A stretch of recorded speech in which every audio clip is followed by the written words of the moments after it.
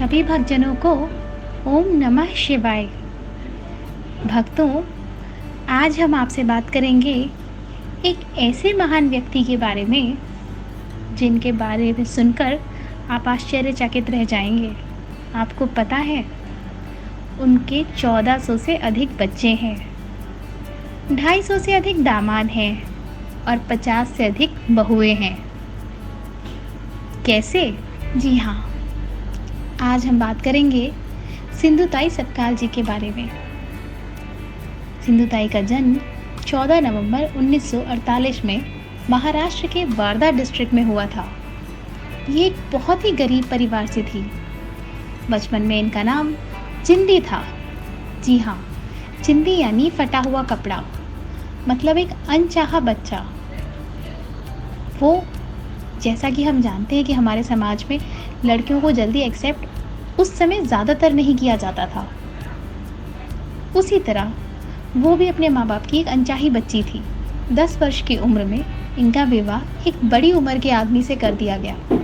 विधि का विधान, ससुराल में भी इन्हें किसी प्रकार का सुख नहीं मिला और आए दिन ससुराल वाले इन्हें प्रताड़ित किया करते थे, क्योंकि उस समय सिंधुताई का कहना है कि हर औरत को दुख दिया जाता था। सिंधुताई को पढ़ने का भी शौक था, पर क्योंकि इनके पति को अच्छा नहीं लगता था, तो अगर वह इनके हाथ में कागज़ का टुकड़ा देखते तो जला देते। अब पति इन कागज़ के टुकड़ों को जला न सके, इसलिए वो जो भी कविता या किताबें पढ़ती थी उनको वो खा जाती थी। इनके गांव में आदमी गाय चराया करते थे और महिलाएं गोबर उठाने का काम करती थी। आदमियों को तो फॉरेस्ट डिपार्टमेंट गाय चराने के लिए मजदूरी देता था, किंतु औरतों को गोबर उठाने की मजदूरी नहीं मिलती थी। सिंधुताई ने 20 वर्ष की उम्र में अपने हक की लड़ाई लड़ी और विजयी भी हुई। उन्हें उन सारी औरतों को मजदूरी मिलने भी लगी। पर आपको पता है ना, जब बहुतों का फायदा होता है तो किसी एक का नुकसान भी होता है। तो जिस व्यक्ति का नुकसान हुआ था, उस आदमी ने जाकर उनके पति को भड़का दिया कि सिंधुताई के पेट में जो बच्चा है वो उनके पति का नहीं बल्कि उस व्यक्ति का है जिसने भड़काया। सिंधुताई 9 महीने की गर्भवती थी। शाम को जब वह मजदूरी करके घर पहुंची, उनका पति गुस्से से लाल खड़ा था।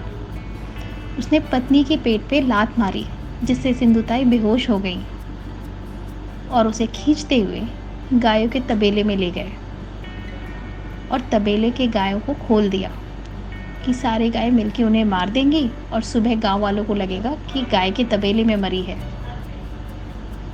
पर यहाँ भी भक्तों, जाको राखे साइयाँ मार सके न कोई। कुछ पलों में जब सिंधुताई की आँख खुलती है तो वो देखती है कि एक गाय उनके पास खड़ी है जो उन्हें आवाज़ दे रही है। प्रतीत हो रहा है कह रही हो, माँ जगो, मैं तुम्हारी रक्षा के लिए खड़ी हूँ। और बेहोशी के हाल में ही सिंधुताई ने एक नन्ही सी बच्ची को जन्म दे दिया था।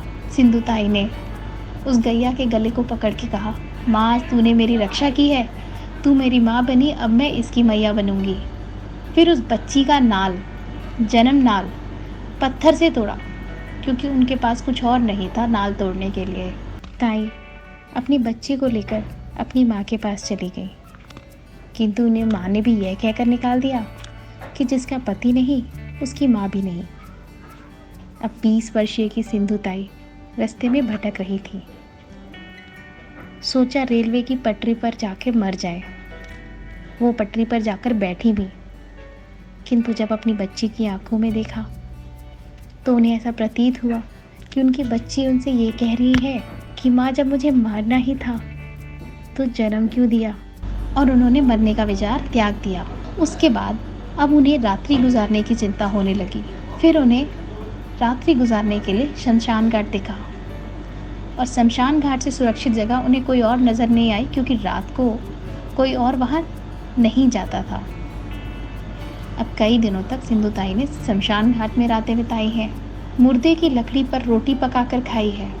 जिस रात सिंधुताई ने जलते हुए मुर्दे की लकड़ी पर से रोटी सेक कर खाई, उस रात उन्हें बहुत डर लगा। ऐसा लगा कि शमशान के चील जानवर, गड़े मुर्दे उनसे कह रहे हों कि ये मेरी जगह है और आप यहाँ से चले जाओ। उस रात ज़ोर ज़ोर से हवाएं चल रही थी। वो डर के मारे काँप रही थी। उन्हें लगा कि अब मरने का वक़्त आ गया है।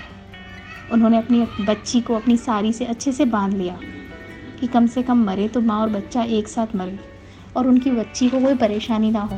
बच्ची को बाँधकर वो कुछ दूर आगे चलती रही।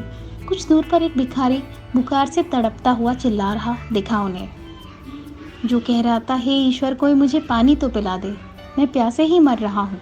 सिंधुताई ने अपने मन से कहा कि जब मरना ही है तो क्यों ना पुण्य करके मरूं। उन्होंने उस भिखारी को रोटी खिलाई, पानी पिलाया। भिखारी भी बच गया। सिंधुताई ने उस दिन से ठान लिया कि अब वो औरों के लिए जिएंगी। सिंधुताई पेट पालने के लिए अब रेलवे के डब्बों में जाकर भजन गाने लगी।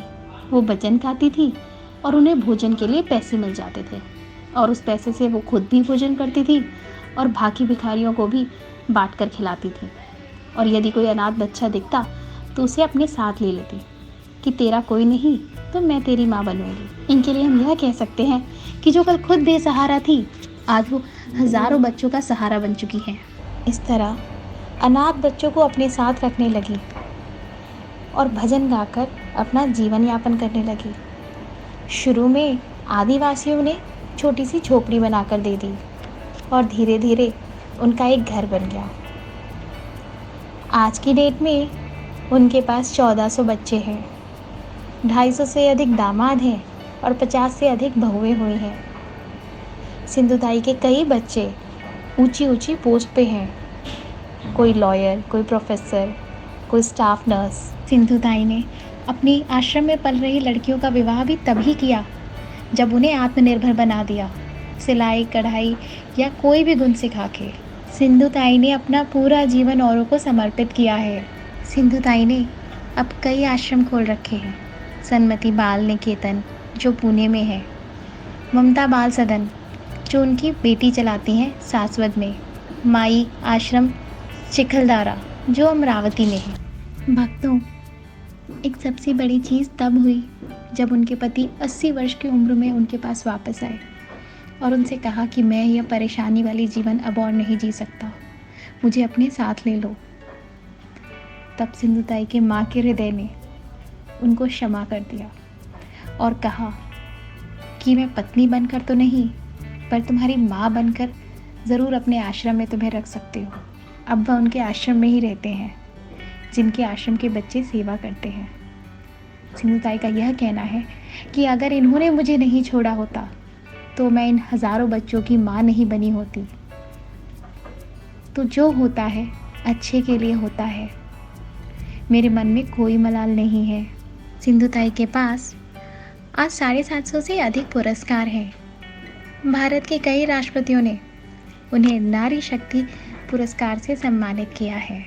सिंधुताई पुरस्कार की रकम को लेकर ज़मीन खरीदती हैं और उसमें बच्चों के रहने के लिए आश्रम बनाती हैं।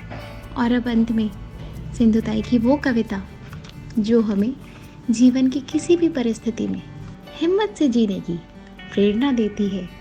हमसे तू ना खाने की ना पीने की बात कर, हमसे तू खाने की ना पीने की बात कर, मर्दों की तरह दुनिया में जीने की बात कर, मर्दों की तरह दुनिया में जीने की बात कर। जिस मातृभूमि की अरे तू गोद में पला, जिसकी पवित्र धूल में घुटनों के बल चला, उसके फटे आंचल को तू सीने की बात कर, मर्दों की तरह दुनिया में जीने की बात कर, मर्दों की तरह दुनिया में जीने की बात कर।